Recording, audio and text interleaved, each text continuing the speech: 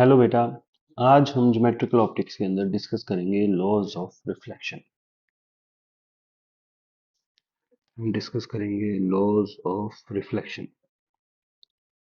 Laws of reflection के अंदर बेटा हम डिस्कस करेंगे कि ट्वेल्थ लेवल पर, जेई लेवल पर, जेई एडवांस लेवल पर लॉज ऑफ रिफ्लेक्शन जैसी बेसिक चीज से किस तरह के क्वेश्चन आ सकते हैं।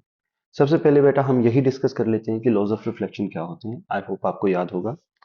अगर आपको याद हो तो इसको बोलते हैं इंसिडेंट रे। इस एंगल को बोलते हैं इंसिडेंट एंगल, ये रिफ्लेक्टेड एंगल, और ये है बेटा आपकी रिफ्लेक्टेड रे। बीच में ये जो डॉटेड लाइन है इसको बोलते हैं बेटा नॉर्मल। नॉर्मल ड्रॉ करने का तरीका बहुत ही आसान है। जिस पॉइंट पे इंसिडेंट रे आके गिर रही है वहां पर सरफेस के परपेंडिकुलर एक लाइन खींचिए बेटा, वही आपका क्या होता है, नॉर्मल। और लॉज ऑफ रिफ्लेक्शन के हिसाब से फर्स्ट लॉ है कि angle of incidence is always equals to angle of refraction reflection. अब बेटा ये चीज हमेशा ट्रू होती है। हमेशा ट्रू मतलब अगर मैं यहाँ पर लाइट रे को चेंज कर दूं, किसी और एंगल पे डालूं, तो भी I is equal to are. अगर मैं मिरर को बेंड कर दूं या मिरर को इधर उधर टिल्ट कर दूं, तो भी बेटा I is always equals to R. Second law जो है बेटा वो है कि जो इंसिडेंट रे है, जो रिफ्लेक्टेड रे है, और जो नॉर्मल है, they always lie in same plane. ये सभी एक ही प्लेन में लाई करते हैं। Incident ray, reflected ray and normal all lies in the same plane. तो बेटा ये बेसिक बेसिक आपके क्या हैं, लॉज ऑफ रिफ्लेक्शन। अब इनका यूज करके हम बाकी क्वेश्चन सॉल्व करेंगे, लेकिन उससे पहले हम इनकी एक डीप अंडरस्टैंडिंग लेते हैं। डीप अंडरस्टैंडिंग के लिए बेटा चलते हैं हम नेक्स्ट स्लाइड पे। यहाँ पे देखिए। अब यहाँ पर बेटा आप देख पा रहे हो कि हमारे पास एक रफ सरफेस है। मेरा सवाल इतना सा है, क्या रफ सरफेस पर भी लॉज ऑफ रिफ्लेक्शन वैलिड होते हैं, हाँ या ना? तो बेटा इसका जवाब है कि रफ सरफेस पर भी लॉज ऑफ रिफ्लेक्शन वैलिड होते हैं। किस तरह से? तो ये देखिए। मान लीजिए बेटा हमारे पास एक लाइट रे है, वो लाइट रे इस सरफेस पे आके गिर रही है। वो लाइट रे इस सरफेस पे जहां पे भी जाके गिर रही है, उस पॉइंट को हम बोल देते हैं पॉइंट ऑफ इंसिडेंस।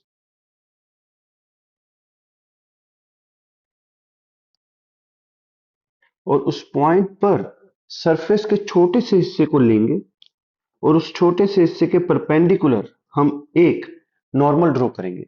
और ये छोटा सा हिस्सा ही बेटा हमारे लिए एक प्लेन मिरर की तरह बिहेव करेगा। अब जो हमारी इंसिडेंट रे है, उसके और नॉर्मल के बीच का एंगल, एंगल ऑफ इंसिडेंस। और रिफ्लेक्टेड रे और नॉर्मल के बीच का angle, angle of refraction reflection. और अगर बेटा यहाँ पे हम देखें, angle I is equals to क्या होगा, एंगल आर। इसके अंदर अगर बेटा हम लाइट रे को इधर उधर शिफ्ट करें, तो इधर उधर शिफ्ट करने की वजह से जो हमारी सरफेस का जो पॉइंट ऑफ इंसिडेंस है, वो वाला पॉइंट चेंज होता जाएगा। उसकी वजह से नॉर्मल की डायरेक्शन चेंज होती जाएगी, उसकी वजह से रिफ्लेक्टेड रे भी चेंज होगी, लेकिन लॉज ऑफ रिफ्लेक्शन हमेशा वैलिड होगी। इसी को और डिटेल में समझते हैं बेटा। मान लीजिए हम एक रफ सरफेस के ऊपर बीम डालते हैं, लाइट बीम डालते हैं, जिसमें मल्टीपल लाइट रेज हैं जो कि एक दूसरे के पैरेलल है। जब वो बेटा एक रफ सरफेस पे जाके गिरेंगी, तो हमें क्या देखने को मिलेगा कि अलग अलग रे अलग अलग पॉइंट पे जाके गिर रही है। उसकी वजह से जो रिफ्लेक्टेड रे आ रही हैं वो भी अलग अलग आ रही। जो रिफ्लेक्टेड रे हैं बेटा वो एक दूसरे के पैरेलल नहीं है, बल्कि एक दूसरे को काट रही हैं। जैसे कि आप देखिए ध्यान से, रिफ्लेक्टेड रे एक दूसरे के पैरेलल नहीं है। इस तरह के रिफ्लेक्शन को बोला जाता है डिफ्यूज्ड रिफ्लेक्शन। Diffused reflection. तो बेटा हमें याद क्या रखना है कि रफ सरफेस पर जो रिफ्लेक्शन होता है उसको बोला जाता है डिफ्यूज्ड रिफ्लेक्शन। लेकिन अगर इसी जगह पर हम एक स्मूथ सरफेस ले लें, तो स्मूथ सरफेस पे बेटा हमें क्या देखने को मिलेगा कि पैरेलल लाइट बीम जब सरफेस पे गिर रही है, तो रिफ्लेक्शन के बाद भी वो पैरेलल लाइट बीम पैरेलल ही रहती है। इसे बोला जाता है रेगुलर रिफ्लेक्शन। तो रफ सरफेस पे भी बेटा रिफ्लेक्शन होता है, वहां पे भी लॉज ऑफ रिफ्लेक्शन पूरी तरह से फॉलो होते हैं। बस वहां पे रिफ्लेक्शन के दौरान हम उसी पॉइंट पे नॉर्मल ड्रॉ करेंगे जिस पॉइंट पर लाइट जाके गिर रही है। चलिए बेटा आगे चलते हैं, थोड़ा सा और कॉन्सेप्ट्स को आगे लेके चलते हैं। अब जितना हमने पढ़ा उस पे बहुत अच्छे अच्छे क्वेश्चन बनाए जा सकते हैं। जैसे कि एक क्वेश्चन ये आपसे पूछा जा सकता है कि हमारे पास एक स्फेरिकल मिरर है, जैसे कि आप देख पा रहे हो, उसके ऊपर हम एक लाइट रे को इंसिडेंट करवा रहे हैं। तो बताओ लाइट रे को किस कोऑर्डिनेट पे इंसिडेंट करवाया जाए ताकि हॉरिजॉन्टल लाइट रे रिफ्लेक्शन के बाद वर्टिकल हो जाए। जैसे कि आप देख सकते हैं बेटा, यहाँ पर ऑलमोस्ट ऑलमोस्ट वर्टिकल हो चुकी है। हाँ, हमारा क्वेश्चन क्या है बेटा? A horizontal light ray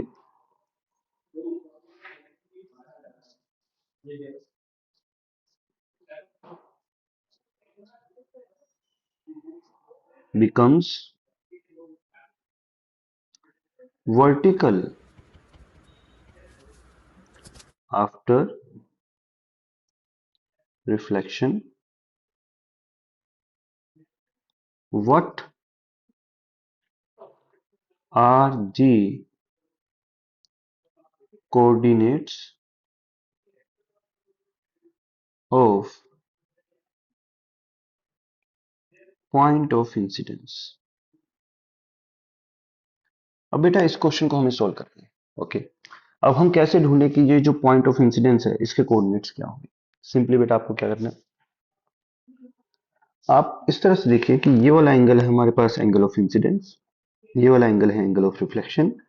अगर हम लॉज ऑफ रिफ्लेक्शन का यूज करें तो I is equals to are.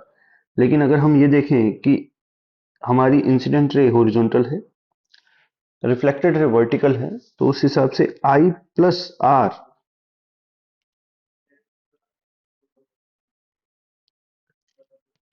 ये एंगल बेटा हमारा I, ये एंगल हमारा R, I is equals to R. I plus R is equals to क्या आना चाहिए बेटा? 90 डिग्री। अगर इसको सोल्व करेंगे बेटा, I एंगल हमारे पास आ जाएगा 45 डिग्री। अगर हम नॉर्मल को एक्सटेंड करें तो नॉर्मल हमारा ओरिजिन से पास करेगा और ये वाला एंगल आई के बराबर ही होगा 45 डिग्री। ये रेडियस मान लीजिए बेटा कितनी है? आर। तो हम इस पॉइंट के कोऑर्डिनेट्स निकाल सकते हैं आर के कंपोनेंट करके। जो एक्स कोऑर्डिनेट होगा बेटा इस पॉइंट का वो होगा आर कोस 45, और जो वाई कंपोनेंट होगा, वाई कंपोनेंट होगा बेटा इसका, वो होगा आर साइन 45। तो जो फाइनल कोऑर्डिनेट्स आएंगे बेटा पॉइंट के वो होंगे R cos 45 comma R sine 45। इसके अंदर भी बेटा जो एक्स कोऑर्डिनेट है वो नेगेटिव होगा और ये हमारा फाइनल आंसर। लेकिन अगर हम ध्यान से सोचें तो इस क्वेश्चन का एक और आंसर पॉसिबल है। वो आंसर पॉसिबल होगा बेटा अगर हमारी लाइट रे जो है वो इस तरह से आके गिरे। उस केस में बेटा जो हमारा सेकंड आंसर होगा वो होगा minus R cos 45 minus R sine 45। तो बेटा ये दो पॉइंट है। इवन अगर हम आगे और सोचें तो दो कोऑर्डिनेट्स और निकाले जा सकते हैं जहां पर एक हॉरिजॉन्टल लाइट रे अगर आगे टकराएगी तो टकराने के बाद वो कैसी हो जाएगी? वर्टिकल। ये बेटा दोनों points first and fourth quadrant में लाई करेंगे। उसके लिए हमारे पास कोऑर्डिनेट्स होंगे R by root two comma R by root two and R by root two comma minus R by root two. बेटा अगर सिंगल चॉइस क्वेश्चन है तो ऑब्वियसली हम सबसे पहला आंसर टिक करके आएंगे, लेकिन अगर मल्टीपल चॉइस क्वेश्चन है तो इन चारों में से कोई भी एक आंसर जो है वो सही है। ठीक है, चलिए बेटा आगे चलते हैं। इसी क्वेश्चन को फिर से करते हैं लेकिन इस बार थोड़ा सा इसको और मुश्किल बना देते हैं। जैसे कि ये क्वेश्चन, इसमें बेटा आपको दिया गया है कि एक पैराबोलिक मिरर है। उस पैराबोलिक मिरर की इक्वेशन है Y square equal to X. Question वही है बेटा कि जो लाइट रे है वो लाइट रे मिरर पे हॉरिजॉन्टली आके गिरती है और रिफ्लेक्शन के बाद वो लाइट रे वर्टिकल हो जाती है। तो बताइए इस लाइट रे के पॉइंट ऑफ इंसिडेंस के कोऑर्डिनेट्स क्या होंगे? अगेन बेटा क्वेश्चन क्या है? अ हॉरिजॉन्टल लाइट रे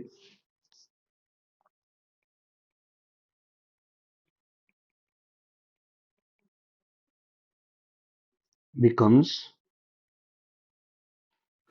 vertical after reflection. Find coordinates of point of incidence.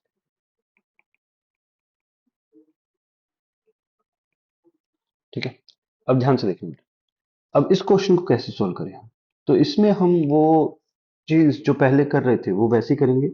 यानी कि ये एंगल हमारा एंगल ऑफ इंसिडेंस, ये एंगल हमारा angle of reflection. Laws of reflection के हिसाब से I is equals to R and I plus R equal to क्या होगा बेटा 90 degree. That means I is equals to क्या आएगा बेटा 45 डिग्री। लेकिन अब हम वो वाली टेक्निक नहीं यूज कर पाएंगे जो स्फेरिकल मिरर के लिए की थी कि नॉर्मल को हमने एक्सटेंड करके ओरिजिन से पास करवा दिया। यहाँ पे हम दूसरी टेक्निक यूज कर लेते हैं। जिस पॉइंट पे लाइट रे इंसिडेंट हो रही है वहां पे बेटा हम एक टेंजेंट खींच देते हैं और हम ये कह सकते हैं कि जो हमारा नॉर्मल है वो इस टेंजेंट के परपेंडिकुलर होगा। इन दैट केस ये जो एंगल आई है वो 45 डिग्री है, तो ये वाला एंगल भी बेटा आपका कितना होगा 45 डिग्री। और जो टेंजेंट का हॉरिजॉन्टल के साथ एंगल बनेगा वो भी कितना बनेगा बेटा 45 डिग्री।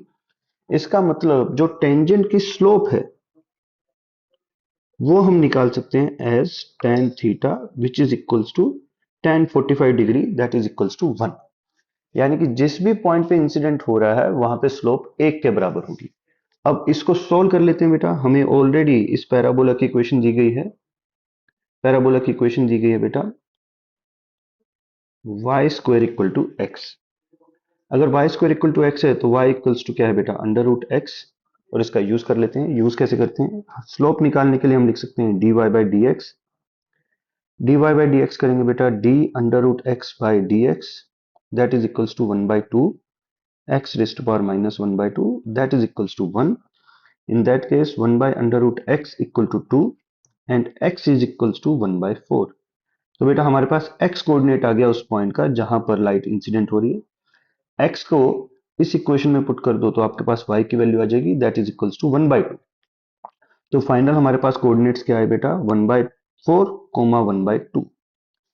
ये वो पॉइंट है जहां पे अगर बेटा लाइट रे इंसिडेंट होती है तो हॉरिजॉन्टल लाइट रे रिफ्लेक्शन के बाद वर्टिकल हो जाएगी।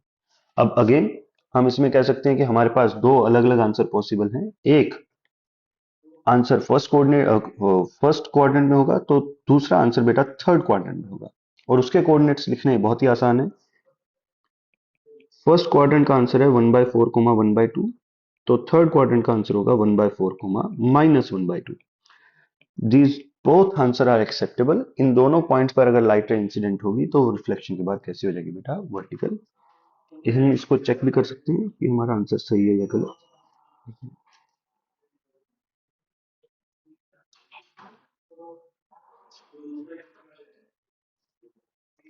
लुक एट दिस बेटा हमारा आंसर बिल्कुल सही है 0.25 कोमा माइनस 0.5। चलिए बेटा आगे चलते हैं। ये आपने सीख लिया होगा शायद। अब इसके ऊपर आप और भी कॉम्प्लेक्स क्वेश्चन सॉल्व कर सकते हो इसी को यूज करके। जैसे कि हम इस स्फीयर वाले क्वेश्चन पे वापस लौटें। हमें ऐसा क्वेश्चन दिया जा सकता है जिसके अंदर कहा जाए कि रिफ्लेक्टेड रे और इंसिडेंट रे के बीच में फाइनल एंगल है 60 डिग्री। इन दैट केस बेटा एंगल ऑफ इंसिडेंस हो जाएगा 30 डिग्री। हम नॉर्मल को आगे की तरफ बढ़ाएंगे। ये एंगल भी कितना होगा बेटा 30 डिग्री। अगर हम कोऑर्डिनेट्स निकालना चाहते हैं तो जो x कोऑर्डिनेट होगा बेटा वो होगा r cos 30 डिग्री। जो y कोऑर्डिनेट आएगा बेटा वो आएगा r sin 30 डिग्री। तो फाइनल कोऑर्डिनेट्स जो होंगे वो होंगे minus R cos 30 degree comma R sine 30 degree. तो इस तरह के क्वेश्चन बनाए जा सकते हैं। सिमिलर क्वेश्चन बेटा हमारे पास पैराबोला के केस में बनाया जा सकता है। हमें कहा जा सकता है कि लाइट रे रिफ्लेक्शन के बाद इंसिडेंट रे और रिफ्लेक्टेड रे के बीच का एंगल मान लीजिए 60 डिग्री है। तो बताइए पॉइंट ऑफ इंसिडेंस का कोऑर्डिनेट्स क्या होंगे। तो हम कहेंगे इंसिडेंट एंगल 30 डिग्री होगा, रिफ्लेक्टेड एंगल भी 30 डिग्री होगा और यहां पर हम एक टेंजेंट खींचेंगे। टेंजेंट के लिए बेटा ये वाला एंगल 60 डिग्री। जो एक्स एक्सिस के साथ इस टेंजेंट का एंगल बनेगा वो भी कितना होगा 60 डिग्री। हम कहेंगे कि जो स्लोप है वो है आपकी tan 60 यानी कि √3 which is equals to 1 by 2 X raised to power minus 1 by 2। इसको सॉल्व करके बेटा एक्स कोऑर्डिनेट निकाल लेंगे, उसकी मदद से हम वाई कोऑर्डिनेट निकाल लेंगे और इन द फाइनल हमारा क्वेश्चन जो है वो सॉल्व हो जाएगा। बेटा आज के इस लेक्चर के लिए इतना ही। नेक्स्ट लेक्चर में हम पढ़ेंगे image formation by a plane mirror. Thank you बेटा। जय बालाजी।